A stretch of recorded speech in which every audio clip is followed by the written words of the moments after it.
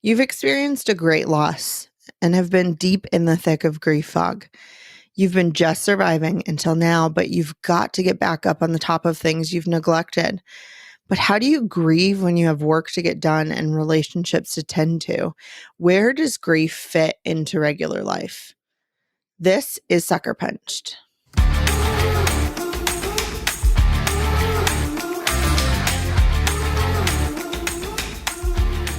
Whenever I'm feeling really stressed or sick, I have a hard time reading with my eyes. I can't focus or process the words. Audible has been a game changer, and since reading with your ears totally counts, I've been able to keep up with the authors I love and discover new ones as well, especially when my library doesn't have the digital copies.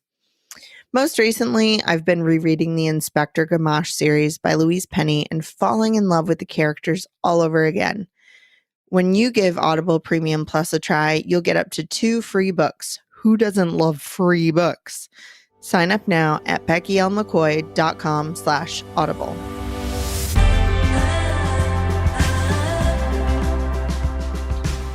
After my dad died, I really struggled. Yes, I was sad and angry and grieving his loss. He died on the East Coast 8 hours after my son was born on the West Coast. There was a big emotional burden to carry, and I assumed if I could just live normally, the grief would go away because I would force myself into acceptance. If I was totally fine, I wouldn't have to slow down and face the grief. That's not how grief works. Grief sits with you as a constant companion.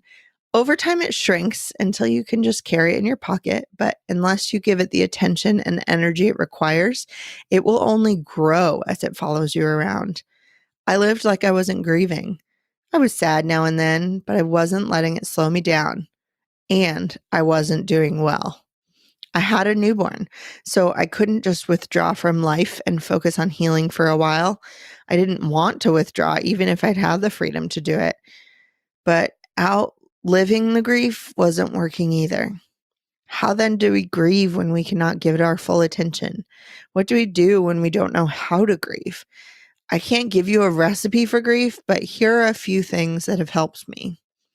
Set time aside to sit with whatever emotions I'm experiencing.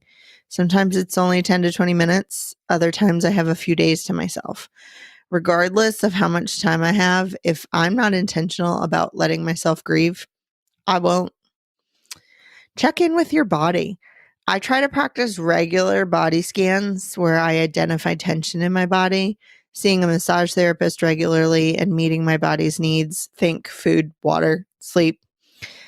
All those things have helped me be able to process the grief without my body completely breaking down. Acknowledge what you're feeling. Sometimes I call it admitting what I'm feeling. Emotions aren't shameful or anything to feel guilt over, but sometimes it really does feel that way. Pretending you are or aren't feeling something is tempting, but it's not helpful. I've tried it, and it always catches up with me eventually. Choose kindness and gentleness. With yourself especially. Grief is difficult and painful. We don't always get it right. Sometimes we make mistakes or hurt people we love in the fog of grief. Choose from the very beginning to be gentle with yourself and very kindly remind yourself that you're doing your best. Adjusting our expectations. It's unrealistic to think that we can function normally while in the heaviest parts of our grief. You, me, the people around us will all have to adjust our expectations and be flexible as we each heal and process. It's challenging to admit that you've dropped or will drop some balls, but that's what kindness and gentleness are for. Talk through it. While grief can feel lonely and isolating, it's not meant to be done in solitude. Find a trustworthy therapist, friend, mentor, or family member, not for advice necessarily, but just to talk through what you're experiencing. Share what you're missing, what's making you angry, what's making you sad, or what you wish was different. Grief wasn't meant to be held alone. What would you add? What other ways can you grieve when you're not sure how, or when the demands of every day get in the way of taking the time to do it?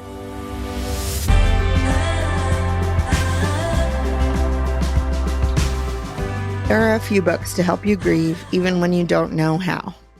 Dusk, Night, Dawn by Anne Lamott, The Comfort Book by Matt Haig, Grief One Day at a Time, 365 Meditations to Help You Heal After Loss by Dr. Ellen Wolfelt. You'll find links to these along with a full transcript of this episode at beckylmccoy.com/podcast/86. Is your to-be read list a mile long and you can't seem to catch up? Audiobooks from Audible are a game changer. Get up to 2 free books when you sign up for Audible Premium Plus at beckylmccoy.com/audible.